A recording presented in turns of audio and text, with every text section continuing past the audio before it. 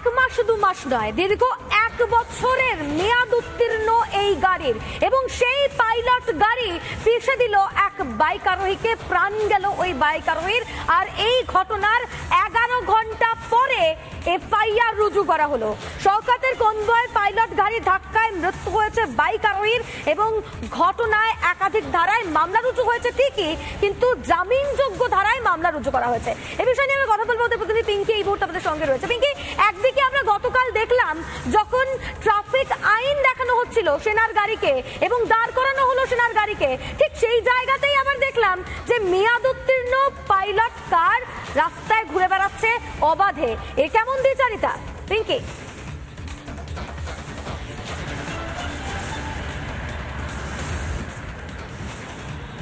দেখো, গতকাল যখন সেনার গাড়ি মূলত বিবাদী বাগ থেকে টুয়ার্ডস ওল্ড কোর্ট রোডের থেকে যখন টার্ন নিচ্ছিল, রাইট টার্ন, সেখানে পুলিশ কমিশনের গাড়ি এসে গেছে বলে এবং বিপজ্জনক টার্ন নিচ্ছে বলে এমন একটা অভিযোগ করে সঙ্গে সঙ্গে সিসিটিভি ফুটেজ লিক করে কলকাতা পুলিশ দাবি করেছিল যে ট্রাফিক আইন তারা যেহেতু সমস্তটা মেনে চলেন এবং যে কেউ ট্রাফিক আইন ভাঙলে তার বিরুদ্ধে ব্যবস্থা নেওয়া হবে, তার জন্যই আর্মি ট্রাকের বিরুদ্ধে ব্যবস্থা নেওয়া হয়েছে। কিন্তু যখনই শওকত মোল্লা এবং পুলিশের বিরুদ্ধে অভিযোগটা আসে, সেই সময় পুলিশের কাজে তো ভোল বদল দেখতে পাওয়া যায়। শওকত মোল্লার কনভয়ের সামনে পড়ে মৃত্যু হয়েছে ব্রাইটস রোডের বাসিন্দা মোহাম্মদ সাজাউদ্দিনের, 47 বছরের বাসিন্দা। এবং জানা যাচ্ছে যে গাড়িতে দুর্ঘটনাটি ঘটে বা যে গাড়ির চাকার নিচে পড়তে হয়েছিল এই মোহাম্মদ সাজাউদ্দিনকে, মুখোমুখি সংঘর্ষ হয়, সেই গাড়ির মেয়াদ উত্তীর্ণ হয়ে গিয়েছে 1 বছর আগে, অর্থাৎ শাস্তে ফেল। ফিটনেস পরীক্ষায় 15 বছর পর যদি 15 বছর পর ফিটনেস চেক করতে হয় প্রত্যেকটি গাড়ির, এবং সেই গাড়ি ফিটনেস চেক হওয়ার পরে সেই গাড়ি আবার রাস্তায় নামতে পারে এবং সেই গাড়ি আবারও রাস্তায় নেমে গাড়ি চালানো যেতে পারে। কিন্তু এক্ষেত্রে দেখা যাচ্ছে শওকত মোল্লার ভিআইপিকে পাইলট কার দেওয়া হচ্ছে এবং সেই পাইলট কার কলকাতা পুলিশের, সেই পাইলট কারের ফিটনেস সার্টিফিকেট তো নেই, 1 বছর আগে মেয়াদ উত্তীর্ণ হয়ে গিয়েছে এবং সেটা পাইলট কার হিসেবে ঘুরে বেড়াচ্ছে। কিন্তু এখানেই গল্পটা শেষ নয়, এরপরেই শুরু হলো আর এক গড়িমসি। কি গড়িমসি? 11 ঘন্টা পর, ঘটনা ঘটল সকাল 11টায় এবং মামলা রুজু হলো রাত 10টায়। রাত 10টা, অর্থাৎ বুঝতে পারছো প্রায় 11 ঘন্টা পর লাগিয়ে দিল একটা সামান্য মামলা রুজু করতে, একটা এফআইআর রুজু করতে। এবং সেই এফআইআর রুজু করার পর মামলা রুজু করা হলো এবং সেখানেও জামিনযোগ্য ধারা দেওয়া হয়েছে। এই ঘটনায় একজনের মৃত্যু হয়েছে, এটাও তোমাকে জানিয়ে দিই। মোহাম্মদ সাজাউদ্দিনের মৃত্যু পর্যন্ত হয়েছে। প্রথমে হাসপাতালে নিয়ে যাওয়া হয় এবং হাসপাতালে তাকে নিয়ে যাওয়ার পর সেখানেই তার মৃত্যু হয়।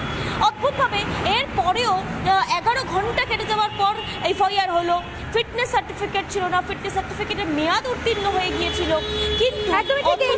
কিন্তু আমি দর্শকদেরও জানানোর চেষ্টা করবো যে শওকত মোল্লার কনভয়ের পুলিশের গাড়ির বিরুদ্ধে কি কি ধারা দেওয়া হয়েছে সেটাও আপনাদের একবার জানিয়ে রাখি। 281 জামিনযোগ্য ধারা, 6 মাস পর্যন্ত জেল অথবা 1000 টাকা জরিমানা, দুটো হতে পারে। 106(1) সেটাও জামিনযোগ্য ধারা, 5 বছর পর্যন্ত জেল এবং জরিমানা। 324(4) সেটাও জামিনযোগ্য ধারা, 2 বছর পর্যন্ত জেল ও জরিমানা দুটোই হতে পারে অথবা দুটোই হতে পারে। প্রত্যেকটি জামিনযোগ্য ধারা দেওয়া হয়েছে শওকত মোল্লার কনভয়ের পুলিশের গাড়ির বিরুদ্ধে। আর এখানেই প্রশ্ন উঠছে, যে ঘটনায় একজনের মৃত্যু হলো সেই ঘটনায় জামিনযোগ্য ধারা।